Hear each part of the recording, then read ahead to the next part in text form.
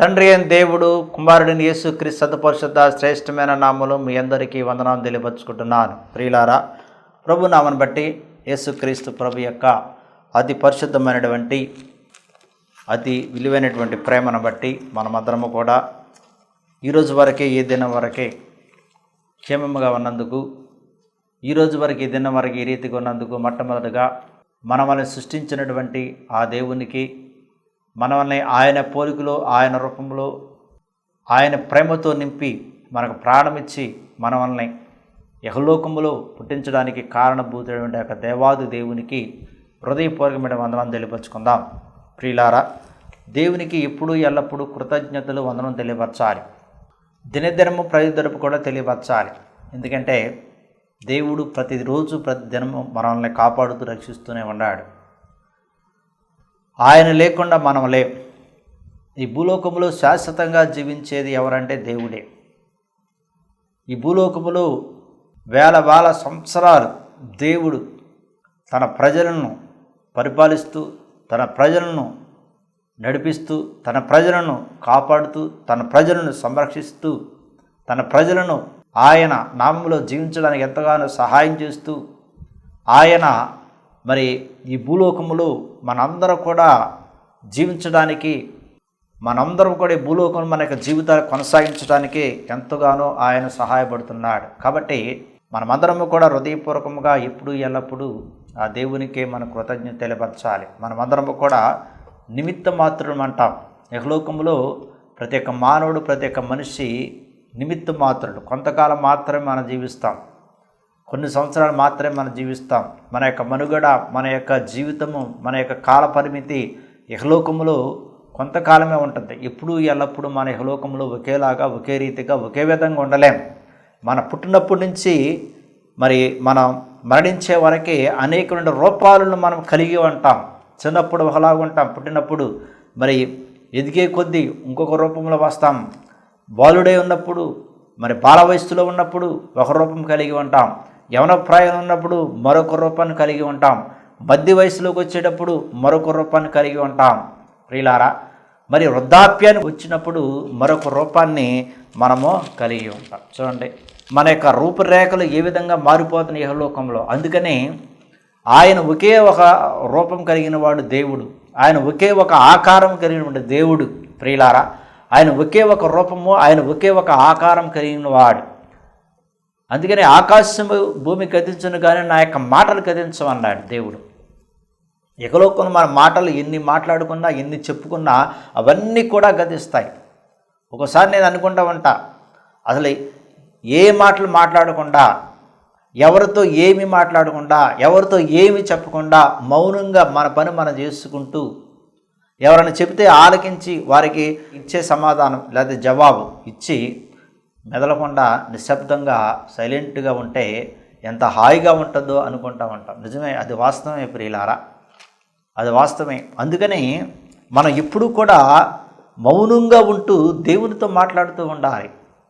మనం ఎప్పుడు కూడా మౌనంగా ఉంటూ దేవునితో సంభాషిస్తూ ఉండాలి. ఆయన మాటలు శాశ్వతమైనవి కాబట్టి, ఆయన మాటలు నిరంతరం ఉండేవి కాబట్టి, ఆయన మాటలు ఎల్లప్పుడూ ఉండేవి కాబట్టి మన యొక్క మౌనంతో, ఆ శాశ్వత మాటలతో మనం సంభాషిస్తూ ఉండాలి. మన మౌనంతో ఆయన మాటలతో మనం మాట్లాడుతూ ఉండాలి ప్రియులారా. అందుకని మరి వృద్ధాప్యానికి వచ్చేసిన తర్వాత చిన్న బాలుడు అయినప్పుడు మాట్లాడరు. చిన్న బాలుడుగా పసిపిల్లవాడు ఉన్నప్పుడు మాట్లాడరు. ఎప్పుడైతే మాటలు వస్తాయో అప్పటి నుంచి మాట్లాడటం ప్రారంభిస్తాం. మరలా వృద్ధాప్యానికి వచ్చేసరికి మరి మాటలు తగ్గిపోతాయి. మళ్ళీ ఇక ఎక్కువ మాట్లాడు. ఈ మధ్య కాలాలలో మరి వృద్ధులని మాట్లాడలేకుండా నోరు కట్టేసేవాళ్ళు చాలామంది ఉన్నారు. వృద్ధాప్యానికి వచ్చేసిన తర్వాత తల్లిదండ్రులని మాట్లాడేటట్ల పిల్లలు, మీరు మాట్లాడకూడదు, మీరేమి చెప్పకూడదు, మాకు తెలుసు, మాకు అన్నీ తెలుసు అని చెప్పేవాళ్ళు ఈ రోజుల్లో చాలామంది ఉన్నారు ప్రియులారా. కానీ దేవుడు వృద్ధాప్యంలో ఉన్నవారు కూడా జ్ఞానాన్ని అనుగ్రహిస్తాడని, వృద్ధులకి దేవుడు దర్శనాలను అనుగ్రహిస్తాడని బైబిల్ గ్రంథం ద్వారా దేవుడు తెలియవచ్చాడు. ఏదేమైనా సరే ప్రియులారా, యహలోకములో ఏది కూడా శాశ్వతం కాదు. మనిషికి, మానవుడికి ఏది కూడా శాశ్వతం కాదు. ఆస్తులు శాశ్వతం కాదు, అంతస్తులు శాశ్వతం కాదు ప్రియులారా. వస్తువులు శాశ్వతం కాదు, ఏది కూడా శాశ్వతం కాదు. మనకి శాశ్వతమైనటువంటి దేవుడు మనకు ఉన్నాడు కాబట్టి ఆయనే మనకు శాశ్వతముగా ఉండవాడు అనమాట. ఆ శాశ్వతమైనటువంటి వాడి మీదే మన శ్వాసం ఉంచి, ఆ శాశ్వతమైన ఉండవాడి మీద మన నమ్మిక ఉంచి, ఆ శాశ్వతమైన ఉండవాడి మీద మన శ్వాసం ఉంచి మన యొక్క జీవితాన్ని ఏం చేయాలంట, ముందుకు కొనసాగించాలి. ఈరోజు దేవుని యొక్క వాక్యం మనం తెలుసుకునేది ఏమిటంటే, ఓర్పుతో ఎదురు చూట, వెయిట్ అండ్ సీ అంటారు ఇంగ్లీష్లో. ప్రియులారా, వెయిట్ అండ్ సీ అంటారు. అంటే ఇక్కడ ఓర్పుతో మనం ఎదురు చూడాలి. దేని కొరకు ఎదురు చూడాలి, ఎవరి కొరకు ఎదురు చూడాలి, ఎందు నిమిత్తం ఎదురు చూడాలి, ఎందు కొరకు మనం ఎదురు చూడాలి. చూడండి ప్రియులారా, ప్రతి ఒక్క మనిషి యొక్క జీవితంలో అనేకమైనటువంటి సంఘటనలు జరుగుతూ ఉంటాయి. ఈ భూలోకములో మనకు ఊహ తెలిసినప్పటి నుంచి అనేకమైనటువంటి జరుగుతూ ఉంటాయి ప్రియులారా. మరి అనేకమైనటువంటి సంభవిస్తూ ఉంటాయి. మరి అనేకమైన సంభవించినప్పుడు, అనేకమైన జరిగినప్పుడు మనకు ఒకసారి మనం ఏదైనా చేయగలిగితే చేస్తాము, మనం ఏదైనా చేయలేకపోతే అది చేయలేము, దాన్ని వదిలేస్తాం అన్నమాట. మరి మన యొక్క జీవితంలో కూడా కొన్ని మంచి కార్యాలు జరగాలంటే, కొన్ని మన యొక్క జీవితంలో దేవుని నామములో అద్భుతాలు జరగాలి అంటే, మన యొక్క జీవితంలో మనం ఒక స్థాయికి వెళ్ళాలంటే, మన యొక్క జీవితంలో మనం చేస్తున్న పనులు మనం రాణించాలి అంటే, మన యొక్క జీవితంలో మనము ముందుకు కొనసాగింపబడాలి అంటే, కొన్ని విషయాలలో కొన్ని పనుల్లో ఓర్పు కలిగి ఉండాలి. ఓర్పు కలిగి ఉంటే అప్పుడు దేవుడు మన యొక్క ఓర్పును చూసి, మన యొక్క సహనాన్ని చూసి, ఆయన మనకి ఏ అవసరత ఉందో ఆయన ఎరిగి ఆయన మనకు అనుగ్రహిస్తాడనమాట. ఓర్పు లేకుండా, సహనము లేకుండా ప్రియులారా ఏమీ కూడా చేయలేం. పెద్దలు అంటూ ఉంటారు, పెద్దలు చెబుతూ ఉంటారు, మనిషికి మానవుడికి ప్రతి ఒక్కరు కూడా ఓర్పు అనేది ఉండాలి అని. ఓర్పు లేకపోతే ఎలా జీవిస్తారు? ఓర్పు లేకపోతే మీ జీవితాలు ఏ విధంగా కొనసాగింపబడతాయి? ఓర్పు లేకపోతే నువ్వు ఏ విధంగా నీ యొక్క పనిలో ముందుకు కొనసాగింపబడతావు అని పెద్దలు అంటానే ఉంటారు. అది వాస్తవమే, అది నిజమే ప్రియులారా. ప్రతి ఒక్క పనులు, ప్రతి ఒక్క జీవితంలో ఓర్పు అనేది చాలా ప్రాముఖ్యమైనది అనమాట. అందుకని ఓర్పుతో మనకు కావలసినవి కూడా దేవుని దగ్గర నుంచి పొందుకోవడానికి మనం ప్రార్థన పూర్వకంగా ఎదురు చూస్తూ ఉండాలి. లూకాసు సువార్త 1వ అధ్యాయము 6వ వచనం మనం చదువుకున్నట్లయితే, వీరిద్దరూ ప్రభు యొక్క సకలమైన ఆజ్ఞల చొప్పునను న్యాయ విధుల చొప్పునను నిరపరాధులుగా నడుచుకొనొచ్చు దేవుని దృష్టికి నీతిమంతులై ఉండిరి. ఎలిజబెత్ గొడ్రాలైనందున వారికి పిల్లలు లేకపోయిరి, మరియు వారిద్దరు బహుకాలము గడిచిన వృద్ధులైరి అన్నారు. చూడండి, ఎలిజబెత్తే జక్రయ్య.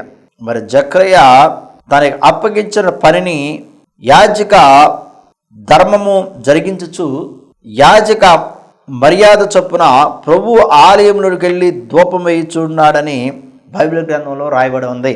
అది లూకాసు వార్త 1వ అధ్యాయము 8వ వచనం చదువుకున్నట్లయితే, జకరయ్య తన తరగతి క్రమం చొప్పున దేవుని ఎదుట యాజక ధర్మం జరిగించుచుండగా, యాజక మర్యాద చొప్పున ప్రభు ఆలయములోనికి వెళ్ళి ధూపమేయుటకును అతనికి వంతు వచ్చెను.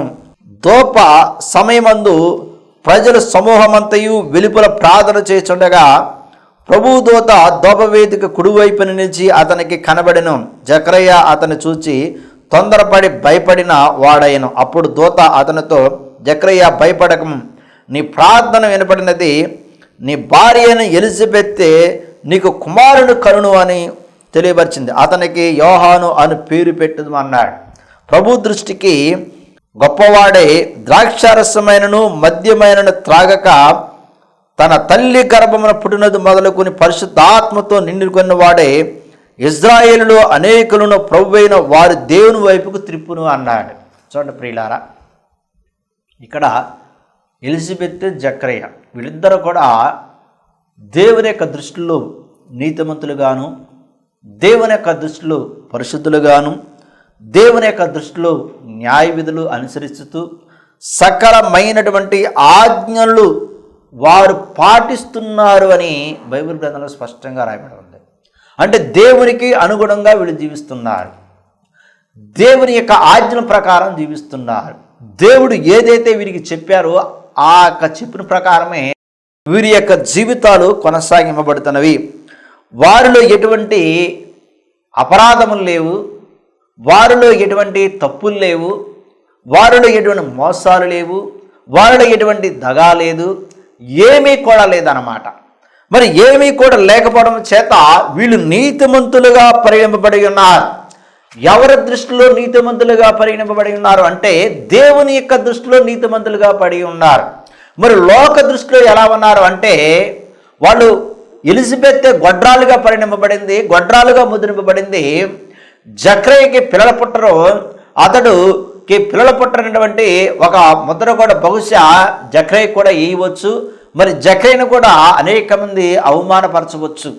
పిల్లలు లేడు వాడని, వీడు ఎన్ని సకలమైనటువంటి ఆజ్ఞలు పాటించినప్పటికి కూడా, యాజక ధర్మము మరి నిర్వర్తించినప్పుడు కూడా పిల్లలు లేరని అనేక మంది అవమానపరచవచ్చు, అనేక మంది సణుగొనవచ్చు. కానీ జక్రయ్య దేవుని దృష్టికి నీతిమంతుడై ఉన్నాడు. ఎలిజబెత్ కూడా దేవుని దృష్టికి నీతిమంతురాలై ఉంది. వీళ్ళిద్దరూ కూడా ఓర్పు కలిగి సహనము కలిగి దేవుడు మాకు ఏదొక వయసులో, ఏదొక సమయంలో, ఏదొక సంవత్సరములో మాకు పిల్లలను కలగజేస్తాడు అన్నటువంటి శ్వాసంతో బహుశా వాళ్ళు ఉండవచ్చు. ఇది దేవుని యొక్క చిత్తమై ఉందన్నటువంటి విశ్వాసంతో ఓర్పు కలిగి వాళ్ళు ఉండవచ్చు బహుశా ప్రియులారా. అందుకని ఇక్కడ దేవుని దృష్టికి నీతిమంతులై ఉండరి.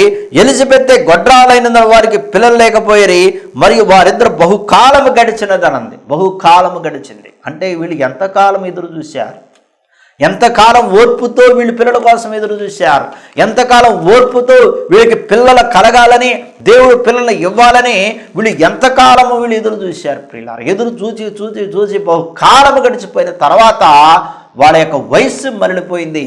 వాళ్ళ యొక్క వయస్సు వృద్ధాప్యానికి వచ్చేసింది. వాడు వృద్ధులైపోయి ఉన్నారు, వాడు ముసలివాడు అయిపోయి ఉన్నారు. ఇక వాడు పిల్లలు పుట్టరేమో అన్నటువంటి ఆలోచనతో బహుశా వాళ్ళు వెళ్ళవచ్చు. అయినప్పుడు కూడా వారు దేవుని యందు విశ్వాసం ఉంచి, దేవుని యందు నమ్మిక ఉంచి, సకలమైనటువంటి ఆజ్ఞలను పాటించుచు, న్యాయముగాను యథార్థముగాను వాళ్ళు జీవించుచు, వాళ్ళిద్దరూ కూడా దేవుని యొక్క దృష్టిలో నీతిమంతులుగా ఉన్నారు ప్రియులారా. ఎవరి దృష్టిలో వారు నీతిమంతులుగా ఉన్నారంటే దేవుని దృష్టిలో నీతిమంతులుగా ఉన్నారు.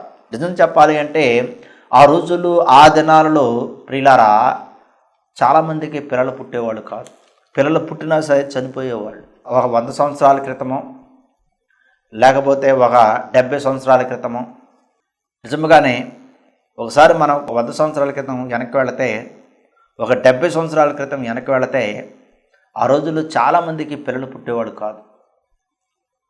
ఎందుకంటే సరైనటువంటి ఆహారం లేక, పోషణ లేక, పుట్టినా సరే పిల్లలు చనిపోవటము, కొన్ని వ్యాధులు వచ్చి, జ్వరాలు వచ్చి, టైఫాయిడ్ వచ్చి, మలేరియా వచ్చి, మరి పోలియో వచ్చి, రకరకాలైన వ్యాధులతో చాలామంది పిల్లలు చనిపోయేవాళ్ళు ప్రియులారా. కొంతమంది పెద్దలు ఎవరికైతే ఒక 80 సంవత్సరాలు, 85 సంవత్సరాలు, 70 సంవత్సరాలు ఉంటాయో వాళ్ళు కొంతమంది పెద్దలు నాకు చెప్తా ఉంటారు, మాకు చాలా కాలం పిల్లలు పుట్టలేదు, పుట్టిన పిల్లలు కూడా చనిపోయారు, జ్వరాలు వచ్చి చనిపోయినటువంటి వారు ఉన్నారు, మరి అనేకమంది రోగాలు వచ్చి చనిపోయినటువంటి వారు ఉన్నారు. పిల్లలు 4-5 పిల్లలు అట్లాగే చనిపోయారు. చివరగా మరి చాలామంది చెప్పారు, మాకు ఇక పిల్లలు కలగరు, పిల్లలు పుట్టినా సరే చనిపోతున్నారు, ఇక మీకు పిల్లలు కలగరని చాలామంది అన్నారు. కానీ మేము ఎదురు చూసాము, దేవునికి ప్రార్థన చేశాము, విశ్వాసంతో ప్రార్థన చేశాము, దేవుడు మరలా మాకు బిడ్డలను కలగజేశాడు, మాకు ఇప్పుడు 4 పిల్లలు అని వాళ్ళు చెప్పి ఉన్నారు ప్రియులారా. ఆ రోజుల్లో కొంతమంది పిల్లలు పుట్టిన వారు కూడా చెట్లకి పుట్టలకి ఆరాధిస్తూ అనేక చోట్లకి వెళ్ళి పిల్లలు కలగలేదని చాలా ఇబ్బందులు, చాలా ఇక్కడలు ఎదుర్కొనే వారు కూడా చాలామంది ఉంటారు ప్రియులారా. సరైనటువంటి వైద్యం లేక, మరి ఆరోగ్య స్థితులు సరిగ్గా లేకపోవడం చేత, సరైన ఆహారం లేకపోవడం చేత ప్రియులారా చాలా ఇబ్బందులు ఎదుర్కొనేటువంటి వారు చాలామంది ఉంటారు. కానీ దేవుడు తన ప్రణాళిక ప్రకారము, దేవుడు తన ఉద్దేశ ప్రకారము మనకి ఈ రోజుల్లో, ఈ దినాలలో, ఈ కాలాలలో మరి దాదాపు 30 సంవత్సరాలు నుండి అన్నీ సమకూర్చాడు. ప్రతీది కూడా ఈ రోజున మనకి మన చేతికి వచ్చేసినట్టు ఉన్నాయి ప్రియులారా. ఈ రోజున ఆకలి తలమనిచ్చేవారు లేరు. ఈ రోజున మందులు, విస్తారమైన మందులు ఉన్నవి ప్రియులారా. ఆ రోజుల్లో ఒక జ్వరం బిళ్ళ, ఒక తలనొప్పి బిళ్ళ, లేదా ఒక పడిశం బిళ్ళ వేసుకుంటే సరిపోయేది. కానీ ఈ రోజున మనుషులు, మానవులు ఒక రోగానికి ఎన్ని మందులు వేసుకుంటున్నారో చూడండి. కొంతమంది వృద్ధుల దగ్గరికి వెళితే చూస్తామంటున్నాం, వాళ్ళు మరి క్యారీ బ్యాగ్ సంచులో కానీ లేదా బాక్స్లో కానీ ఇన్ని మందు బిళ్ళలు పెట్టుకుంటున్నారు. ఒకటేమో మోకాళ్ళ నొప్పులు అంటారు, ఒకటేమో షుగర్ బిళ్ళలు అంటారు, ఒకటేమో మరి ఇంకో బిళ్ళలు అంటారు, ఒకటేమో మళ్ళీ తలనొప్పి బిళ్ళలు అంటారు, ఒకటేమో బాడీ పెయిన్స్ బిళ్ళలు అంటారు, ఒకటేమో బీపీ బిళ్ళలు అంటారు, మళ్ళీ ప్రియులారా ఒకటేమో మళ్ళీ ఇంకో బలం బిళ్ళలు అంటారు. చూడండి ఈ రోజున ఎన్ని బిళ్ళలు అయిపోయినాయి చూడండి మనిషికి, మానవుడికి. ఈ రోజున మరి వృద్ధులు వృద్ధాప్యంకి వచ్చిన తర్వాత వాళ్ళకి వచ్చిన పింఛను సగం డబ్బులు మరి దాదాపుగా నెలకి 3,000 రూపాయలు మందులకే అయిపోతున్నాయి. ఈ రోజున నెలకి 3,000 రూపాయలు మందులకి అవుతున్నాయి ప్రియులారా. మరి ఆ రోజుల్లో ఈ మందులు కొనుక్కోవడానికి 3,000 అయ్యాయా? అసలు ఆ రోజుల్లో అన్ని మందులు ఉండేయా ప్రియులారా? చూడండి కాలానుగుణాన్ని బట్టి అనేకమైనటువంటి మారిపోతున్నవి. కాబట్టి ప్రియులారా మరి దేవుడు ఈ జక్రయ్యకు ఎలిజబెత్కు వృద్ధాప్యములోనే వాళ్ళకి బిడ్డని దేవుడు కలగజేశాడు. నిజముగా మనము ఒక్కసారి జక్రయ్య ఎలిజబెత్ యొక్క జీవితంలో మనం ఆలోచించుకున్నట్లయితే వాళ్ళు ఓర్పుతో ఉన్నారు, వాళ్ళు సహనంతో ఉన్నారు. వాడు ఓర్పుతో సహనంతో ఉండి వారిని శ్వాసాన్ని ఎంత మాత్రం కోల్పోకుండా ఓర్పుతోనే సహనముతోనే దేవునికి ప్రార్థన చేస్తూ దేవునికి మొరపెడుతూ మరి దేవుని నామములో భక్తిపరులుగాను నీతిమంతులుగాను విశ్వాసులుగాను ప్రార్థన పరులుగాను జీవిస్తారు. వారు ఎంత మాత్రం కూడా వదలలేదు ప్రియులారా. కొన్ని అంతే మన యొక్క జీవితంలో కొన్ని జరగాలి అంటే చాలా కాలం పడుతుంది, చాలా సంవత్సరాలు పడతాయి కొన్ని జీవితంలో. మరి అబ్రహాముకు దేవుడు పిల్లల్ని ఎప్పుడు కలగజేశాడు? వృద్ధాప్యములో దేవుడు కలగజేశాడు. సారాయికి దాదాపుగా 100 సంవత్సరాలు వచ్చేసినాయి, 99 సంవత్సరాలు వచ్చేసినాయి సారాయికి. వృద్ధాప్యములో దేవుడు 100 సంవత్సరాలు ఉన్నటువంటి సారాకి దేవుడు మరి బిడ్డను కలగజేశాడు. చూడండి ప్రియులారా. మరి ఈ రోజుల్లో 100 సంవత్సరాలు లేదా 80 సంవత్సరాలు లేదా 70 సంవత్సరాలు లేదా 60 సంవత్సరాలు లేదా 50 సంవత్సరాలు పిల్లలు కలిగిన వాళ్ళు ఎవరైనా ఉన్నారంటే చాలా అరుదు, చాలా తక్కువ. 50 సంవత్సరాలు కలిగిన వాళ్ళు లేరు. దాదాపుగా మరి 40 సంవత్సరాల్లో కూడా పిల్లలు కలగజేసాం ఈ రోజుల్లో ఈ కాలాలలో ప్రియులారా. కానీ మనుషులకి అసాధ్యమైన దేవునికి సమస్తము సాధ్యమే. మనుషులకి అసాధ్యమైనది దేవునికి సమస్తం సాధ్యమే. సాధ్యమైనటువంటి దేవుడు ఏదైనా చేయగలడు. వృద్ధాప్యంలో ఉన్నటువంటి వారి ఎడల కూడా గొప్ప కార్యాలు చేస్తాడు. మధ్య వయస్సులో ఉన్నటువంటి వారి ఎడల కూడా దేవుడు గొప్ప కార్యాలు చేస్తాడు. యవన ప్రాయములో ఉన్న వారి ఎడల కూడా దేవుడు గొప్ప కార్యాలు చేస్తాడు. చిన్న బిడ్డలుగా ఉన్నటువంటి వారి ఎడల కూడా దేవుడు గొప్ప కార్యాలు చేస్తాడు. దేవుడు కన్ని విని ఎనటువంటి గొప్ప కార్యాలు ఆయన చేయగలడు. ఆయన ప్రతి దానికి సమర్థుడు అంటారు. ప్రతి దానికి దేవుడు ఎలాంటి వాడు అంటే సమర్థుడు. ఆయన ఏదైనా సరే చేయగలుగుతాడు ప్రియులారా. కాబట్టి ఈ వృద్ధాప్యం ఉన్నటువంటి ఈ యొక్క ఎలిజబెత్కి జకరయ్యకి దేవుడు వారికి బిడ్డను కలగజేశాడు. అందుకనే ఇక్కడ వాక్యం కూడా రాయబడి ఉంది. ఏమనంటే లోకాసు వార్త 1వ అధ్యాయం 13వ వచనములో, అప్పుడు దూత అతనితో జకరయ్య భయపడకము, నీ ప్రార్థన వినబడింది అన్నాడు. జకరయ్య ప్రార్థనలో ఎంతో పట్టుదలతో ఉన్నాడు. జకరయ్య ప్రార్థనతో ఎంత విశ్వాసంతో ఉన్నాడు. జకరయ్య ప్రార్థనతో ఎంత నమ్మికతో ఉన్నాడు. యేసుక్రీస్తు ప్రభు కూడా బైబిల్ గ్రంథంలో చెప్పిన నీ యొక్క నమ్మిక చొప్పునే నీ కలునుగాక అన్నాడు. నీ నమ్మిక చొప్పునే, చూడండి ప్రియుల, నీ నమ్మిక చొప్పున నీ కలునుగాక అన్నాడు. నీ విశ్వాసమే నిన్ను స్వస్థపరచునుగాక అన్నాడు. నీ విశ్వాసమే నిన్ను బాగు చేయబడునుగాక అన్నాడు. చూడండి ప్రియుల, దేవుడు మనలో ఏమి చూస్తాడంటే విశ్వాసం చూస్తాడు. మనలో దేవుడు ఏం చూస్తాడు? నమ్మిక చూస్తాడు. యహలోకములో మన జీవించే జీవిత విధానములో, యహలోకములో మనం ఎటువంటి శ్వాసముతో జీవిస్తున్నామో, యహలోకములో ఎటువంటి నమ్మికతో జీవిస్తున్నామో దేవుడు అదే చూస్తాడే. కానీ మన వస్త్రాలు కానీ లేకపోతే మన బంగారము కానీ లేకపోతే మన విలువైన ఏమైనా వస్తువుల వైపు కానీ లేకపోతే మనకి ఉన్నటువంటి ఆస్తుల వైపు కానీ దేవుడు చూడడు ప్రియులారా. దేవుడు మన శ్వాసాన్ని చూస్తాడు, మన నమ్మికను చూస్తాడు. అందుకని ఇక్కడ మరి దూత ఈ జకరయ్య దగ్గరికి వచ్చి, నీ ప్రార్థన వినబడినది, నీ భార్య అని ఎలిజబెత్కు నీకు కుమారుని కనును, అతనికి యోహాను అని పేరు పెట్టుదు అన్నాడు. అతడు ప్రభు దృష్టికి గొప్పవాడై ఉంటాడు అన్నాడు. చూడండి, దేవుడు ఒక కుమారుని అనుగ్రహిస్తున్నాడు అని దూత ద్వారా చెప్పాడు. మరి ఆ కుమారుడు ఎలాంటి వాడు అనేది కూడా దూత ద్వారా దేవుడు జకర్యాకి తెలియవచ్చాడు ప్రియులారా. మరి దేవుడు ఎందుకు ఈ జకర్యాకి, దేవుడు ఎందుకు ఈ ఎలిజబెత్కు వృద్ధాప్యం వచ్చే వరకే బిడ్డలను ఇవ్వలేదు, బిడ్డలను కలిగించలేదు? ఎందుకు? దానికి కారణం ఏమిటంటే దేవుని యొక్క ప్రణాళికలు, దేవుని యొక్క ఉద్దేశంలో ఒక గొప్ప వ్యక్తి రాబోతున్నాడు ఈ లోకానికి. క్రీస్తు రాకముందు, యేసుక్రీస్తు యొక్క భూలోక రాకముందు దేవుడు ఒక గొప్ప వ్యక్తిని ఈ భూలోకంలో రావడానికి, ఈ భూలోకంలో రప్పించడానికి ఆయన ఒక గొప్ప ప్రణాళిక కలిగి ఉన్నాడు. కాబట్టి ఈ ఎలిజబెత్ను, ఈ జకర్యాను దేవుడు ఏం చేశాడు అంటే వారికి ఒక పనిని అప్పగించాడు. వారికి యాజక ధర్మాన్ని నిర్వర్తించడానికి ఒక ముఖ్యమైనటువంటి, ఒక ప్రధానమైనటువంటి పనిని దేవుడు అప్పగించాడు.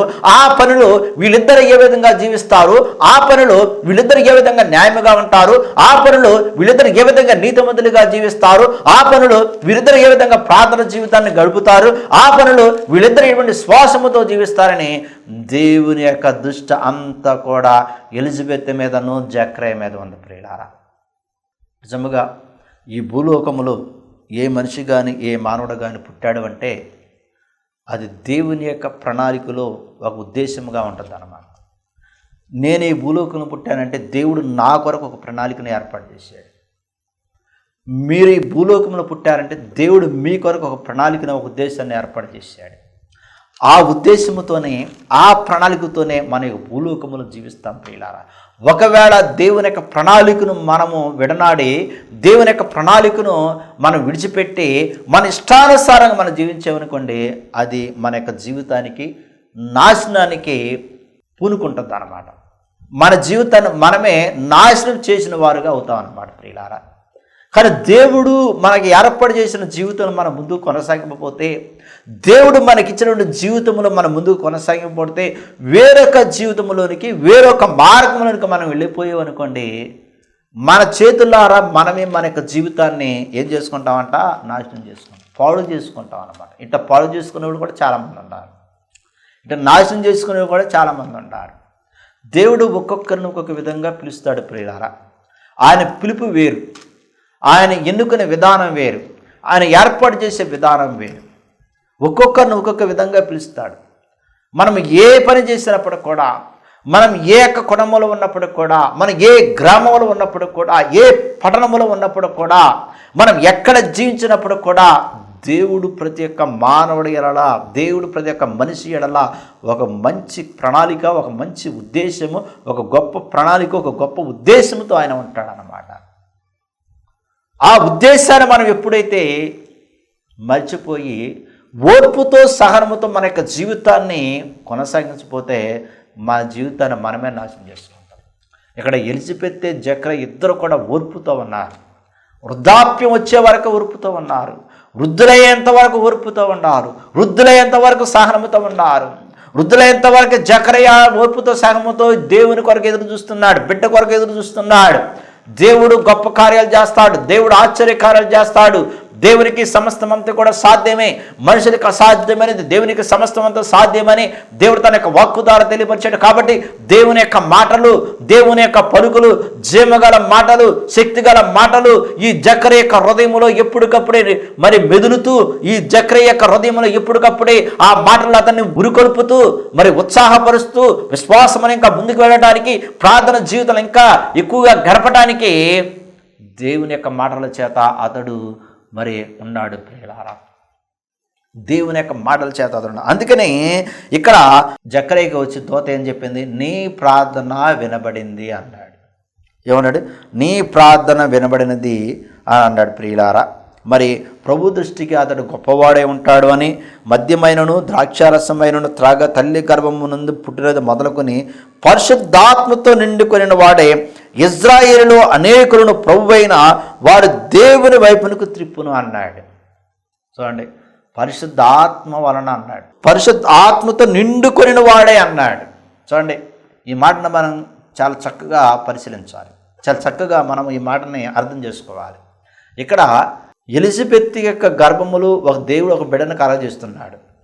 ఆ బిడ్డ దేనితో నిండుకొని ఉంటాడు అని చెప్పి తెలియపరిచాడు అంటే, పరిశుద్ధాత్మతో నిండుకొని వాడే పరిశుద్ధాత్మ వలన పుడతాడు అని మరి ఇక్కడ మరి పరిశుద్ధాత్మతో నిండుకునే వాడే అతడు పుడతాడు అని బైబిల్ గ్రంథంలో దేవుడు తన యొక్క వాక్కు ద్వారా తెలియపరచు. అదే యేసుక్రీస్తు ప్రభు అయితే ఈ భూలోకములో ఒక తల్లి గర్భముల నుంచి ఏ విధంగా పుడతాడని చెప్పాడు.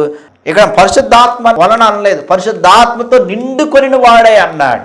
ప్రియులారా, ఇక్కడ ఎలిజబెత్తుకును జక్రియకు రక్త మాంస సంబంధం కలిగి శారీరక సంబంధం ద్వారా దేవుడు ఒక కుమారుని అనుగ్రహిస్తున్నాడు ఇక్కడ. అయితే రక్త మాంస సంబంధం అంటే రక్త సంబంధం అంటారు. ప్రియులారా, ఒక కుటుంబంలో అన్నాదమ్ములు ఉన్నారనుకోండి, ఒక కుటుంబంలో అక్కా చెల్లెలు ఉన్నారనుకోండి, వీళ్ళందరూ ఒక కుటుంబ సమూహం అంతా కూడా ఏ బంధంతో కలిగి ఉంటారు? రక్తబంధం అంటారు. రక్తబంధం. ఈ రక్తబంధము ద్వారా జీన్స్ అనేవి ఒకరి నుంచి ఒకరికి, అంటే తల్లిదండ్రుల దగ్గర నుంచి మన తాత ముత్తాతల దగ్గర నుంచి ఈ రక్త సంబంధం అనేది మరి ఒకరి ఏళ్ళలో ఒకరు కలిగి ఉంటాం. కాబట్టి ఆ జీన్స్ అనేవి ఒకరి ద్వారా ఒకరికి సంభవిస్తూ ఉంటాయి. అవి దేవుడు చేసిన గొప్ప కార్యం అన్నమాట ఇది. ప్రియులారా, ఈ జీన్స్ అనేవి ఒకరి ద్వారా ఒకరికి మరి వ్యాప్తి చెందుతూ ఉంటాయి. అందుకని ఒక కుటుంబములు లేదా ఒక తెగలో లేక ఒక జాతిలో ఉన్నటువంటి వారు ఒక ఆకారం కలిగి ఒక రక్త సంబంధం కలిగి మరి ఒక విధానంలో వాళ్ళు పుడతా ఉంటారు. అందుకని పెద్దలు అంటారు, ఒరే ఒక బిడ్డ పుట్టాడు అనుకోండి, మీ తాతలాగా ఉన్నావు, లేకపోతే మీ మామలాగా ఉండావు, లేకపోతే మీ ముత్తాతలాగా ఉండావు, ఇగో నీ ముక్కట్టుంది, నీ చెవు అట్టుంది, నీ అయ్యన్ని ఇయ్యున్నాయి అని కొంతమంది చెబుతూ ఉంటారు. ప్రియులారా, అది రక్త సంబంధము ద్వారా పుట్టినటువంటి బిడ్డలు అన్నమాట. మరి యేసుక్రీస్తు ప్రభు రక్త సంబంధంతో పుట్టలేదు ఈ భూలోకంలో. ఆయన పరిశుద్ధాత్మ వలన అన్నాడు. బైబిల్ గ్రంథంలో స్పష్టంగా రాయబడి ఉంది. లోకాసు వార్తలోనే 1వ అధ్యాయము 30వ వచనం చదువుకున్నట్లయితే, దోత మరియా భయపడకం, దేవుని వలన కృప పొందితివి, ఇదిగో నీ గర్భం ధరించి కుమారుని కని ఆయనకు యేసు అని పేరు పెడెదవు, అతడు గొప్పవాడే సర్వోన్నతుని కుమారుడు అనబడును. ప్రభువైన దేవుడు ఆయన తండ్రిని దావీదు సింహాసనం ఆయనకి ఇచ్చును, ఆయన యాకోబు వంశస్థులను యుగయుగములు ఏలును, ఆయన రాజ్యముకు అంతమే ఉండదు ఆమెతో చెప్పిన. అందుకు మరియా, నేను పురుషుని ఎరగదాననే ఇది ఎలాగూ జరిగినని దూతతో అనగా, దూత, పరిశుద్ధాత్మ నీ మీదకు వచ్చును, సర్వోన్నతుని శక్తి నేను కమ్మును, కనుక పుట్టబో శిశువు పరిశుద్ధుడే దేవుని కుమారుడు అనబడును అన్నాడు. చూడండి ప్రియులారా, పుట్టబో బిడ్డ ఎలాంటి వాడంటే పరిశుద్ధుడే అన్నాడు, దేవుని కుమారుడే అని అన్నాడు. అది సర్వోన్నతుని శక్తి, పరిశుద్ధ ఆత్మశక్తి నిన్ను కమ్ముకొనును అని దేవుడు తన వాక్కు ద్వారా స్పష్టంగా మరొక చెప్పాడు. మరి ఎలిజబెత్తుకు జక్రియకు జరిగినటువంటి సంఘటన ఏమిటి? ఇక్కడేమన్నాడు? పరిశుద్ధాత్మతో నిండుకొనిన వాడే అన్నాడు. చూడండి, అపోస్తులందరూ కూడా ఒకసారి గుమిగూడినప్పుడు పరిశుద్ధ ఆత్మతో నిండిన వారు వాళ్ళు, పరిశుద్ధాత్మ వారి మీదకి వచ్చింది, పరిశుద్ధాత్మతో నింపబడిగారు వాళ్ళందరూ కూడా. ప్రియులారా, వాళ్ళు శారీరక సంబంధమైనటువంటి బంధముతో వాళ్ళు ఇహలోకంలో పుట్టారు. శారీరకపరమైన సంబంధంతో పుట్టిన వారు తల్లి గర్భములో పరిశుద్ధాత్మతో నింపబడి వారు ఉండరు. ప్రియులారా, మరి దేవుడు తల్లి గర్భములోనే ఈ యోహానికి ఆత్మను అనుగ్రహించి అతడు పుట్టినప్పటి నుంచి పరిశుద్ధాత్మతో నిండిన వాడే పుడతాడు అన్నాడు. ప్రియులారా, మరి ఇది కూడా సాధ్యమే.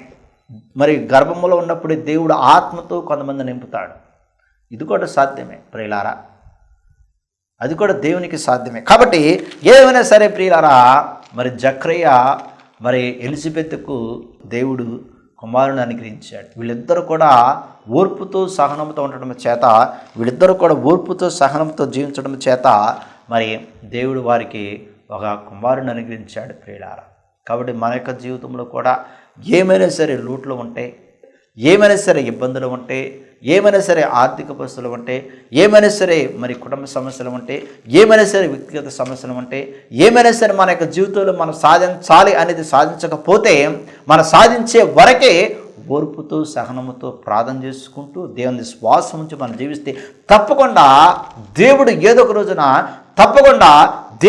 ఒక రోజున మన యొక్క జీవితంలో అద్భుతము ఆశ్చర్యకార్యం చేస్తాడు. ఆయన ఆశ్చర్యకారుడు, ఆయన ఆలోచనకర్త, ఆయన నిత్యుడకు తండ్రి, ఆయన సమాధానకర్త, ఆయన ప్రేమమయుడు, ఆయన ప్రేమమూర్తి, ఆయన ప్రేమించే దేవుడు. కాబట్టి మనం యేసుక్రీస్తు ప్రభు నామములో శ్వాస నుంచి ఓర్పుతో జీవిద్దాం. దేవుడికి వాక్యం దీవించే మహిమచునుగాక. ఆమేన్. ప్రార్థన చేసుకుందాం. మమ్మల్ని మిక్కిలుగా ప్రేమించిన మా యొక్క పరలోక తండ్రి, నీ ఘనమైన శ్రేష్టమైన నామానికి వందనాలు, స్తోత్రాలు నా ప్రభువా. నీ నామం నీకు వాక్యాన్ని విని ఉన్నాము, ఆలగించిన వాక్యం మర్మాలు సత్యాలు బయలుపరచు నీకే నీకే స్తోత్రం నా ప్రభువా. ఎవరెవరైతే ఇప్పుడు వారికి నీ వాక్యాన్ని విని ఉన్నా ఆలగించినారో నా తండ్రి, వారికి ఓర్పును సహనమును అనుగ్రహించిన తండ్రి, ఓర్పుతో సహనముతో ప్రార్థన చేసుకుంటున్నా తండ్రి. ప్రార్థన పూర్వకం చేయడం సహాయం చేయమని ప్రార్థన చేస్తున్నా ప్రభా.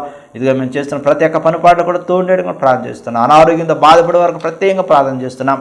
ఎవరెవరైతే అనారోగ్యంతో బాధపడుతున్నారో తెలుస్తున్నా తండ్రి, ఇదిగో నా ప్రభా, రోగుల కొరకు ప్రత్యేకంగా ప్రార్థన చేయమని నా ప్రభా. ఈ దినాలు, ఈ రోజుల్లో నా ప్రభా, ఈ కాలాలను నా ప్రభా, అనేక మంది రోగులు ఉన్నారు నా ప్రభా. అనేక మంది వ్యాధి బాధతో నా తండ్రి బాధపడేవారు ఉన్నారు నా తండ్రి. స్వస్థపరిచే దేవుడు నీవే, అద్భుతాలు చేసే దేవుడు నీవే, ఆశ్చర్య కార్యములు చేయగల దేవుడు నీవే నా ప్రభా. నీకు ప్రతి ఒక్కరి జీవితంలో తన అద్భుతాలు చేయమని ప్రార్థన చేస్తున్నా. ప్రతి ఒక్క జీవితంలో ఆశ్చర్య కార్యములు జరిగించమని ప్రార్థన చేస్తున్నా తండ్రి. ఎవరెవరైతే నా తండ్రి ప్రార్థన చేయమని ఉన్నారు వారి కొరకు ప్రత్యేకంగా ప్రార్థన చేస్తున్నా ప్రభా. ఒక్కొక్కరిని తట్టండి, ముట్టండి, ఒక్కొక్కరి ఎడల గొప్ప కార్యాలు చేయమని ప్రార్థన చేస్తున్నా ప్రభా. ఇదిగో నా తండ్రి, ప్రయాణం చేసిన వారికి క్షేమకరమైన ప్రయాణాలు జరిగించమని ప్రార్థన చేస్తున్నా. పనిపాట్లో ఉన్న వారికి నా తండ్రి పనిచేయడం శక్తిని బలం అరిగించమని ప్రార్థన చేస్తున్నా తండ్రి. మేము చేసిన ప్రతి ఒక్క పనిపాట్లతో నేర్కొన్నామని మా రక్షణ యేసుక్రీస్తు పరిశుద్ధ నామములో ప్రార్థన చేసి అడిగి అడుగున్నా తండ్రి. ఆమేన్.